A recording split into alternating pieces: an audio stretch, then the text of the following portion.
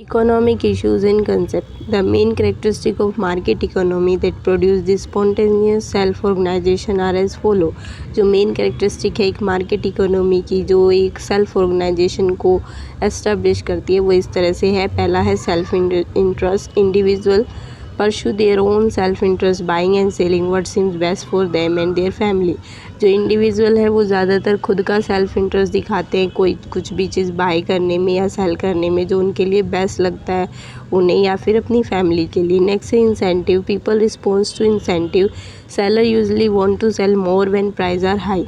जो लोग हैं वो ज़्यादातर इंसेंटिव, जब उनको छूट दी जाए या कुछ बढ़ा के दिया जाए तो उनको ज़्यादा अच्छा लगता है। तो सेलर हमेशा ये चाहता है कि वो ज़्यादा सेल तब करेगा जब प्राइस हाई होंगे, और बायर यूजुअली तब ख़रीदना चाहते हैं जब प्राइस कम होता है। Market prices and quantity. Price and quantity are determine in free market. Price and जो क्वांटिटी है वो डिटरमाइन की जाती है फ्री मार्केट में, जो सेलर के लिए compete करने में मदद करती है ताकि उसके प्रोडक्ट्स बायर्स को पसंद आ जाए। तो मार्केट का जो प्राइस है और क्वांटिटी है वो दोनों एक दूसरे से रिसेंबल होनी चाहिए। नेक्स्ट है institution. All these activities are govern by a set of institution largely created by government. ये सारी एक्टिविटी एक सेल्फ गवर्न एक्टिविटी होती है जो एक सेट ऑफ इंस्टीट्यूशन है, ज़्यादातर गवर्नमेंट के द्वारा बनाया गया है। नेक्स्ट है इकोनॉमिक्स. इकोनॉमिक्स क्या है? Economics is the study of use of square resources to satisfy unlimited human wants. Economics एक स्टडी है जहाँ पर हम अपने स्केर्स रिसोर्सेज को यूज़ करते हैं ताकि हमारी अनलिमिटेड ह्यूमन वांट्स को सेटिस्फाई किया जा सके. नेक्स्ट है scarcity.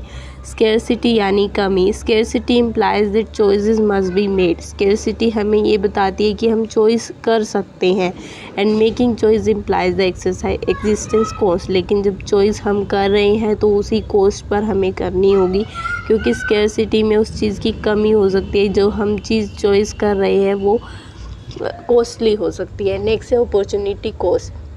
Is the cost of using resources for a certain purpose. Opportunity cost एक तरह का कॉस्ट है जहाँ पर हम अपने रिसोर्सेज को यूज़ करते हैं किसी सर्टेन पर्पज़ के लिए.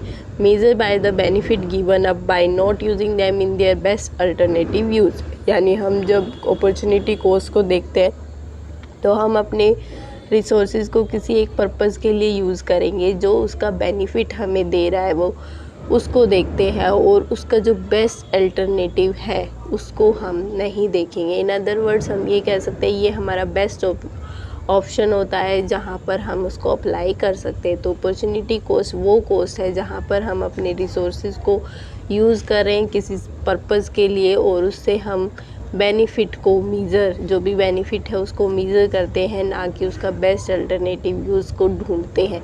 Production possibility boundary.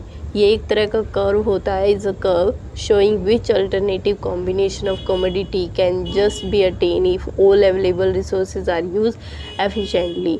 जो प्रोडक्शन पॉसिबिलिटी बाउंड्री है ये वो कर्व है जहाँ पर हमें सारे अल्टरनेटिव कॉम्बिनेशन या फिर कमोडिटी दिखाई जाती है जो हम अटेन कर सकते हैं अगर हमारे पास अवेलेबल रिसोर्सेज हैं और उन अवेलेबल रिसोर्सेज को हमने एफिशिएंटली तरीके से यूज़ किया है.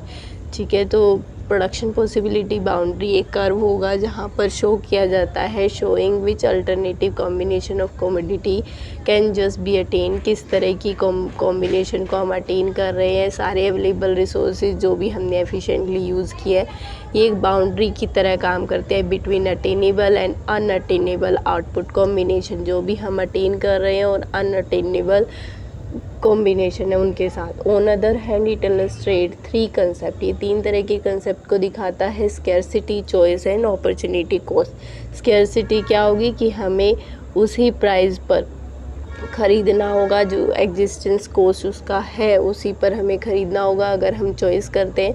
अपॉर्चुनिटी कॉस्ट वो कॉस्ट है जहाँ पे हम अपने रिसोर्सेज को सर्टेन पर्पज़ के लिए यूज़ कर रहे हैं ताकि हम उनसे बेनिफिट ले सकें, और हम उसके अंदर उनका जो बेस्ट अल्टरनेटिव यूज़ है उसके लिए नहीं ले रहे उन्हें. By the need to choose among these alternative attainable point along the boundary and opportunity caused by the negative slope of the boundary, there are four main key points. Economic problem. यहाँ पे चार तरह की economic problem है। ठीक है, यहाँ पे आपको ग्राफ दिखाया गया है, ये क्वांटिटी ऑफ प्रोडक्ट ए है, ये अटेनेबल कॉम्बिनेशन है, और क्वांटिटी ऑफ प्रोडक्ट बी है, और ये प्रोडक्शन पॉसिबिलिटी बाउंड्री 3 है। यानी हमारी जो ये बाउंड्री है, हम इस बाउंड्री के अंदर ही लिमिट में ख़रीद सकते हैं कॉस्ट के अकॉर्डिंग। तो हम ए और बी का यहाँ पे कॉम्बिनेशन खरीद सकते हैं। 4 इकोनॉमिक प्रॉब्लम कौन कौन सी हैं? What is produce and how, the resources allocation determine the quantity of various goods that are produce. जो हमारे रिसोर्सेज एलोकेशन है वो डिटरमाइन करते हैं कि हमारी कितनी अलग अलग क्वांटिटी हम प्रोड्यूस कर सकते हैं। Choosing to produce a particular combination of goods mean choosing a particular allocation of resources. जब हम एक पर्टिकुलर कॉम्बिनेशन गुड्स का खरीदते हैं, चूज़ करते हैं, तो वो हम इस तरह चूज़ करेंगे कि हमने उसमें रिसोर्सेज को अच्छे से एलोकेट किया हो अमंग द इंडस्ट्रीज और रीजन प्रोड्यूसिंग द गुड्स। जो भी इंडस्ट्रीज़ है, रीजन है, उन्होंने उस गुड्स को प्रोड्यूस करते हुए जो रिसोर्सेज यूज़ किए हैं वो अच्छे से यूज़ किए हों। Resource allocation is the location of an economy scarce resource of land, labour and capital among alternative uses. और रिसोर्स एलोकेशन का क्या मतलब होगा? रिसोर्स एलोकेशन का मतलब है कि हम अपनी इकोनॉमी के अंदर जो हमारे स्केर्स रिसोर्स है, जैसे कि लैंड, लेबर एंड कैपिटल, जिनकी हमारे यहाँ पे अब कमी होती जा रही है, उनको हम अल्टरनेटिव यूज़ की तरह यूज़ कर रहे हैं। What is consume and by whom, क्या कंज्यूम किया जा रहा है और किसके द्वारा।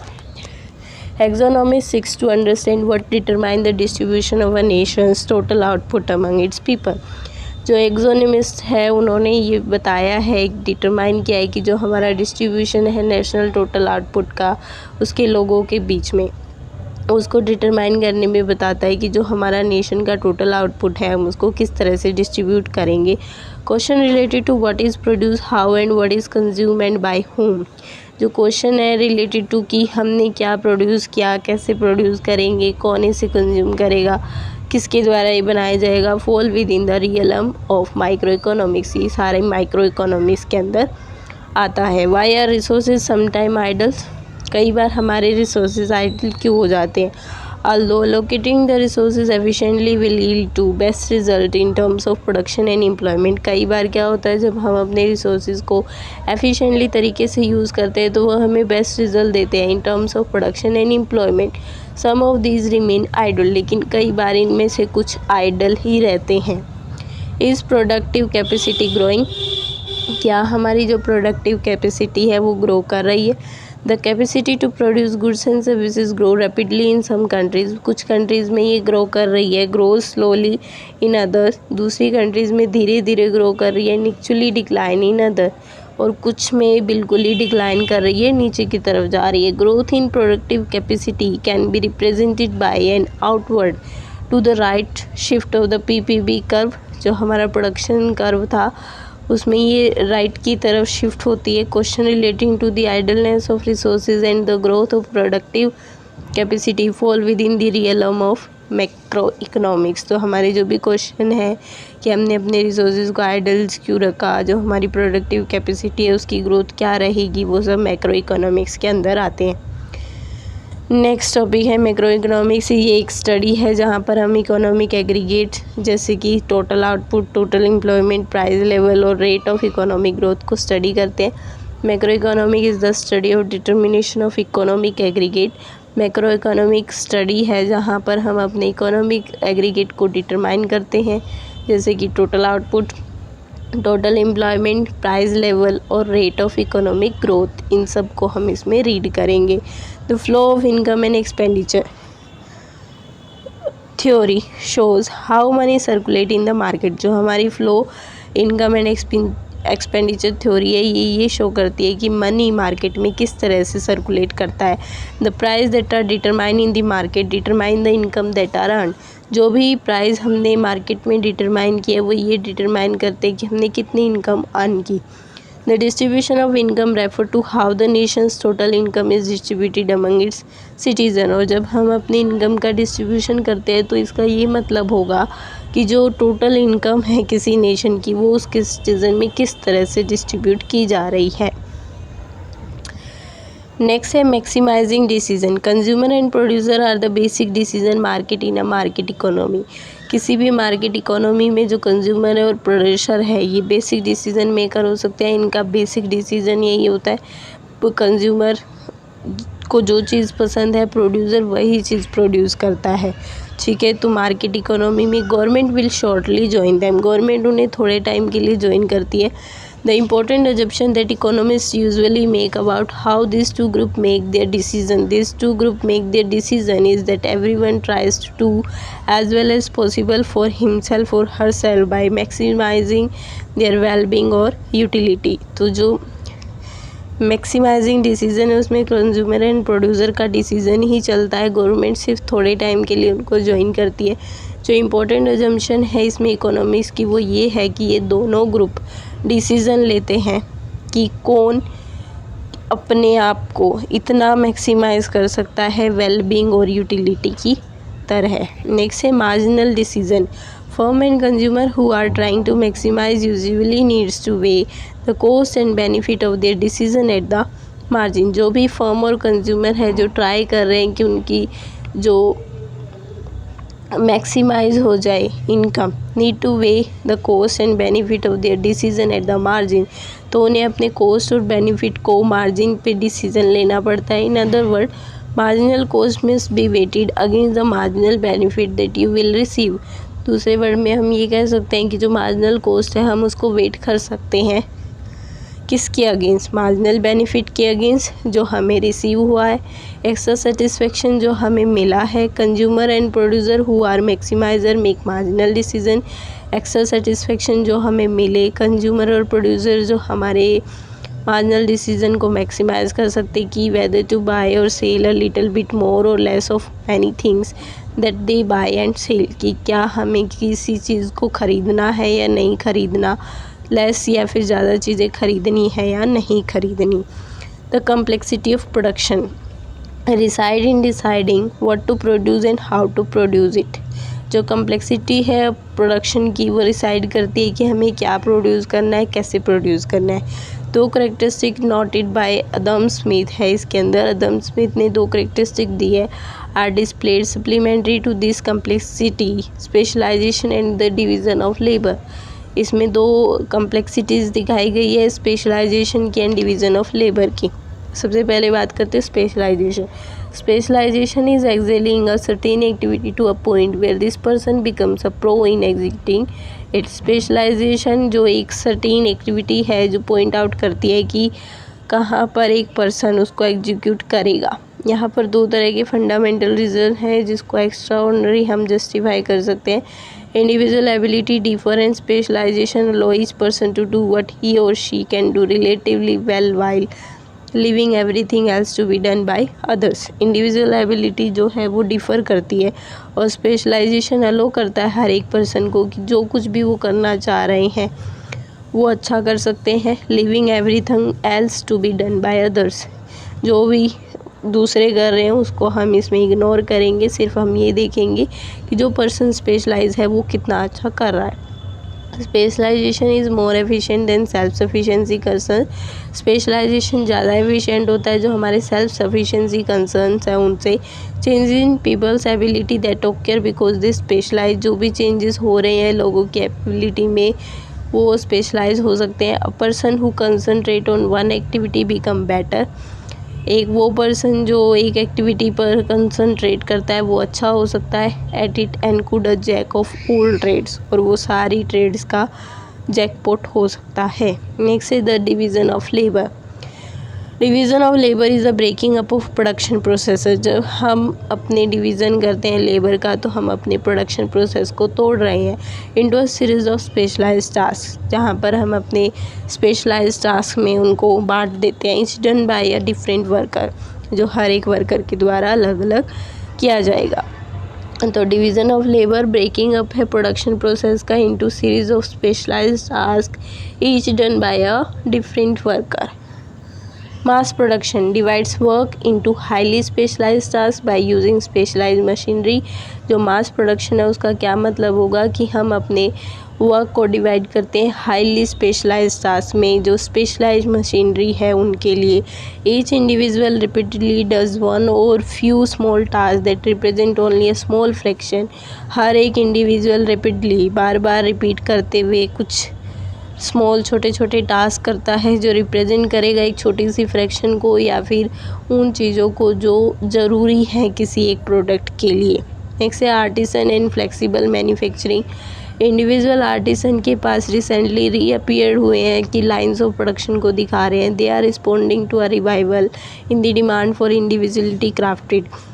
वो रिस्पॉन्ड कर रहे हैं धीरे धीरे जो भी डिमांड है इंडिविजुअल क्राफ्टेड की, rather than mass production product. On the other hand flexible manufacturing involves having employ working as a team. जो फ्लेक्सिबल मैन्युफैक्चरिंग के अंदर हम ये मानते हैं कि जो एम्प्लॉय की वर्किंग टीम में जो भी काम करें, जो फ्लेक्सिबल है, इनको हटा के कहीं और भी लगा सकते हैं और कुछ टाइम के लिए कहीं पर फिक्स कर सकते हैं। Where each employ is able to do what the other is doing, जहाँ पर हर एक एम्प्लॉय एबल होता है कि वो कुछ भी काम कर सकता है। However job division still exist but not with the same extent of refinement as oppose to the mass production की। जो जॉब डिवीज़न है वो अभी भी एग्जिस्ट कर रही है लेकिन उतने एक्सटेंट से नहीं कर रही जो मास प्रोडक्शन करवा सके। बार्टर एक इकोनॉमिक सिस्टम है in which goods and services are traded directly for other goods and services, जहाँ पर गुड्स एंड सर्विसेज को हम ट्रेड करते हैं डायरेक्टली दूसरे गुड्स एंड सर्विसेज के लिए। Throughout the ongoing process of globalisation national economics are ever more link to the global economy in which an increasing share of jobs and incomes is created. जो globalisation का ongoing process जा रहा है तो national economies ज़्यादा link की गई है ग्लोबल इकोनॉमी के साथ, जहाँ पर जॉब्स और इनकम्स क्रिएट की गई है। नेक्स्ट है transactional corporation are also called multinational corporation. They are firm that have operation in more than one country. ये वो फर्म है जो एक या एक से ज़्यादा कंट्री में ट्रेड कर रही है।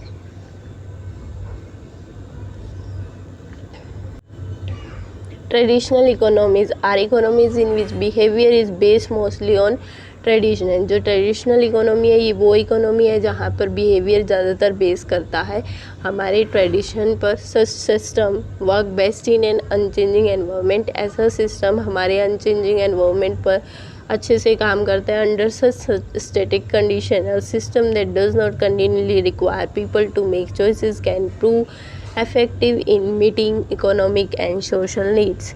इस कंडीशन में जो हमारी स्टैटिक कंडीशन है, एक सिस्टम होता है जहाँ पर हम कंटिन्यूली रिक्वायरमेंट होती है हमें कि हम चॉइस कर सकते हैं, एफिशिएंसीज को प्रूव कर सकते हैं अपनी इकोनॉमिक और सोशल नीड्स के लिए। नेक्स्ट है command economy. Command economy are economics in which most economic decisions are made by central planning authority। Command economy वो इकोनॉमी है जहाँ पर ज़्यादातर जो डिसीजन है वो सेंट्रल प्लानिंग अथॉरिटी लेती है। The share quantity of data required for the central planning of an entire modern economy is enormous. जो भी हमारा डाटा होता है बहुत बड़ा, सेंट्रल प्लानिंग के लिए जो ज़रूरी है मॉडर्न इकोनॉमी में वो सब बड़ा होता है, तो उसके लिए जो डिसीजन है वो सेंट्रल अथॉरिटी लेती है। And the task a equal of analysing it to produce a fully integrated plan can hardly be executed. तो जो हमारा एक टास्क है जहाँ पर हमें फुली इंटीग्रेटेड प्लान बनाना पड़ता है अपने प्रोड्यूसर के लिए। Moreover, the plan must be continually modified to take account not only of the current data but also of future trend in labor supply। इसके अलावा जो प्लान बनाया जाएगा उसमें हम ये भी लेते हैं कि हमारे करंट डाटा को उसमें लिया जाए, साथ में फ्यूचर ट्रेंड्स को, लेबर सप्लाईज़ के लिए टेक्नोलॉजिकल डेवलपमेंट की जाए और पीपल की टेस्ट और अलग अलग गुड्स एंड सर्विसेज भी प्रोवाइड की जाए। नेक्स्ट है free market economy. Free market economies are the economies in which most economic decisions are made by private household and firm। ये वो economies है जहाँ पर ज़्यादातर जो डिसीज़न है वो मार्केट प्राइवेट हाउस होल्ड्स या फर्म लेती हैं। Despite the sense of central plan, इनके पास सेंट्रल प्लान नहीं होता। These mainly decentralise decision are non less coordinated. इनके अंदर जो डिसेंट्रलाइजेशन डिसीजंस है वो कोऑर्डिनेट किए जाते हैं। मेन कोऑर्डिनेटिंग डिवाइस है जहाँ पर set of market determine price, जहाँ पर मार्केट डिटरमाइन करता है प्राइस को, which is why free market system are often called as the price system. इसीलिए जो हमारे फ्री मार्केट है उनको हम प्राइस सिस्टम भी कहते हैं। Mix economy are the economies in which some economic decision are made by firm and household and some by the government. जो मिक्स इकोनॉमीज़ हैं इनके अंदर कुछ डिसीजन फर्म्स लेती हैं, हाउस होल्ड लेती हैं और कुछ गवर्नमेंट पर रखे जाते हैं। In practice every economy is a mix economy.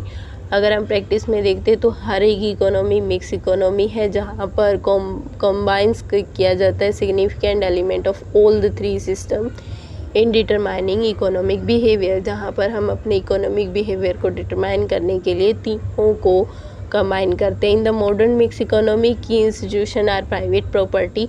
जो मॉडर्न मिक्स इकोनॉमी है इसके अंदर जो की इंस्टीट्यूशन है वो प्राइवेट प्रॉपर्टी है, freedom of contract, both of which must be maintain by active government policy. इनको एक्टिव गवर्नमेंट पॉलिसी मेंटेन करती है, गवर्नमेंट क्रिएट करती है law of ownership and contract and then provide the institutions such as police and courts to enforce this law।